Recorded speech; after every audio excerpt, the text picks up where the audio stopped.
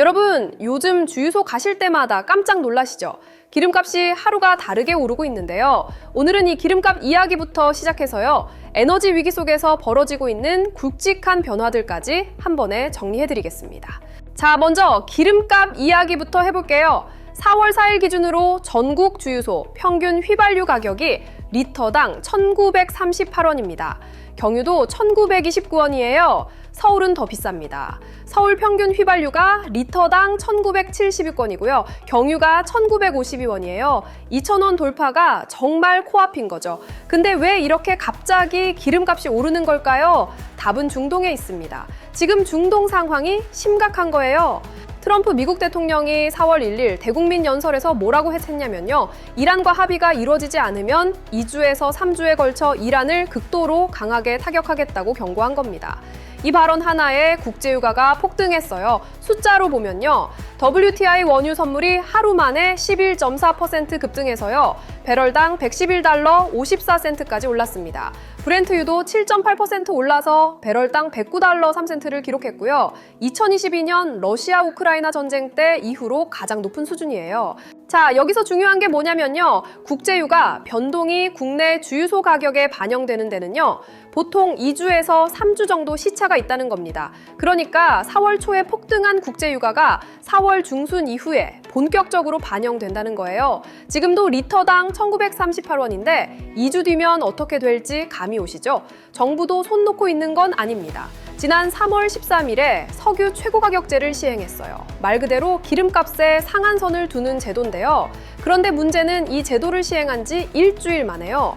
휘발유가 리터당 평균 102원, 경유가 97원이 올랐다는 거예요. 최고가격제가 있어도 국제유가 상승 속도를 따라잡지 못하고 있는 상황인 겁니다. 이게 우리 생활에 어떤 영향을 미치느냐? 기름값이 오르면 물류비가 올라가죠. 물류비가 올라가면 택배비, 식료품 가격, 외식비까지 연쇄적으로 영향을 받습니다. 특히 경유 가격 상승은 화물차 운송비와 직결되기 때문에요. 소비자 물가 전반에 압박을 주게 되는 거예요. 3월 소비자 물가 지수도 에너지 가격 상승 영향으로 전년 대비 상승폭이 커진 상태입니다. 앞으로 전망을 보면요. 트럼프 대통령이 석유 시장 안정화를 위해 러시아산 석유에 대한 제재를 일부 해제하긴 했습니다. 4월 둘째 주까지 유지되는 한시적 조치인데요. 하지만 이란과의 갈등이 해결되지 않는 한요. 국제유가의 상방 압력은 계속될 수밖에 없다는 게 시장의 중론이에요. 일부 전문가들은 브렌트유가 배럴당 140달러까지 갈 수 있다는 전망도 내놓고 있습니다. 자, 기름값이 이렇게 오르니까요. 에너지를 어디서 확보하느냐가 정말 중요한 문제가 된 거죠. 그래서 두 번째 뉴스가 의미가 큽니다. 고리원전 2호기가 3년 만에 다시 가동을 시작했습니다. 고리 2호기가 뭐냐면요. 1983년 8월에 상업 운전을 시작한 원자력 발전소예요.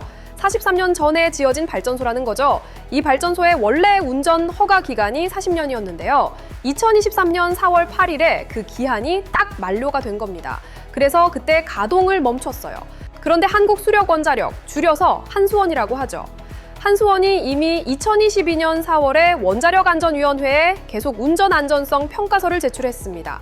쉽게 말하면 이 발전소 아직 괜찮으니까 더 쓰게 해달라고 신청한 거예요. 그리고 3년 7개월이라는 긴 심사 기간을 거쳐서요. 지난해 11월에 드디어 계속 운전 승인을 받았습니다. 비유를 하자면 이런 거예요. 자동차 정기 검사를 생각해 보세요. 오래된 차라도 검사를 통과하면 계속 도로를 달릴 수 있잖아요. 원전도 마찬가지인 거죠. 다만 자동차 검사보다 훨씬 더 까다롭고 오래 걸린다는 차이가 있는 거고요. 정지 기간인 35개월 동안 한수원은 그냥 놀고 있었던 게 아닙니다. 발전소 안전성과 성능 개선을 위한 대규모 설비 교체와 안전성 검사를 수행했어요. 규제기관의 정기검사로 최종 안전성 확인까지 받은 후에요. 4월 4일 오전 3시 57분 발전을 재개한 겁니다. 앞으로 2033년 4월 8일까지 10년간 추가 운전하게 됩니다. 자, 여기서 중요한 게 뭐냐면요. 고리 2호기 하나만의 문제가 아니라는 겁니다. 현재 한수원이 계속 운전을 추진하고 있는 원전이 총 9기나 됩니다. 고리 3호기와 4호기, 한빛 1호기와 2호기, 월성 2호기, 3호기, 4호기 등이에요. 이 원전들이 순차적으로 수명 만료를 앞두고 있거든요. 문제는 속도입니다. 고리 2호기 하나 재가동하는 데만 3년이 걸렸잖아요. 나머지 구기도 이런 속도로 진행되면요. 에너지 수급에 공백이 생길 수밖에 없는 거예요. 특히 지금처럼 국제 유가가 폭등하는 상황에서요. 원전은 가장 안정적이고 저렴한 전력 공급원이거든요. 원전 1기가 생산하는 전력량은 석탄 화력발전소 2기에서 3기에 해당합니다. 그만큼 에너지 안보에서 중요한 위치를 차지하고 있는 거죠. 한수원은 에너지 공급 불안이 지속되는 상황에서요. 안전에 기반한 원자력 발전소의 계속 운전은 국가 에너지 안보 확보의 중요한 수단이라고 밝혔습니다. 다만 원안위 내부에서도 위원 간 의견 차이가 있어서요. 나머지 원전들의 연내 재가동 승인은 쉽지 않을 것이라는 전망도 나오고 있어요. 세 번째 뉴스는 기업 이야기인데요. 에너지와도 관련이 있습니다. 한화솔루션이 2조 4천억 원 규모의 유상증자를 단행했어요. 유상증자가 뭔지 잠깐 설명드릴게요. 회사가 새로 주식을 발행해서 돈을 모으는 거예요. 기존 주주 입장에서는 자기가 가진 주식의 가치가 희석되니까요. 당연히 좋은 소식은 아닌 거죠. 그래서 한화솔루션이 4월 3일에 서울 여의도 한국투자증권 본사에서요. 일반 투자자를 대상으로 기업 설명회를 열었습니다. 주주들을 직접 만나서 설득에 나선 거예요. 자, 핵심을 짚어볼게요. 한화솔루션의 재무 상태가 어떻길래 이렇게 대규모 유상증자를 해야 했을까요? 2025년 기준 부채 비율이 196%입니다. 번 돈보다 빚이 거의 2배라는 뜻이에요. 특히 태양광 사업에 공격적으로 투자하면서 차입금이 크게 늘었거든요. 이번 유상증자로 조달하는 2조 3,576억 원 중에서요. 60% 이상인 약 1조 5천억 원은 차입금 상환했습니다. 나머지 9천억 원은 태양광 사업 경쟁력 강화를 위한 투자에 사용한다는 계획이에요. 유상증자가 마무리되면 부채 비율을 150% 미만으로 낮추고요.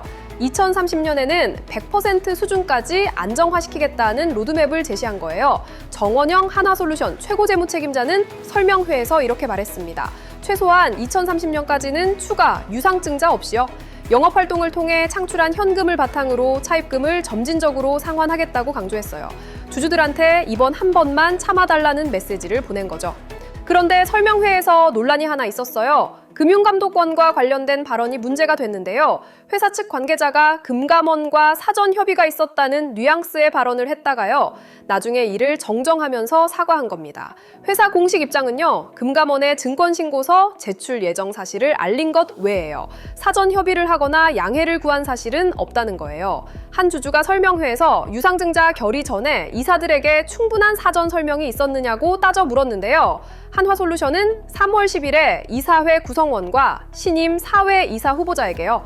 설명회와 임시 이사회 개최 계획을 안내했고요. 모든 이사가 전 과정에 참여해 충분한 검토와 토론을 거쳤다고 답변했습니다. 한화솔루션의 태양광 사업은 김동관 부회장이 초기부터 주도한 사업이라서 상징성이 큽니다. 2026년 1분기에는 미국 모듈 공장의 정상 가동과 판매량 증가로요. 신재생에너지 사업의 흑자 전환이 전망되고 있어요.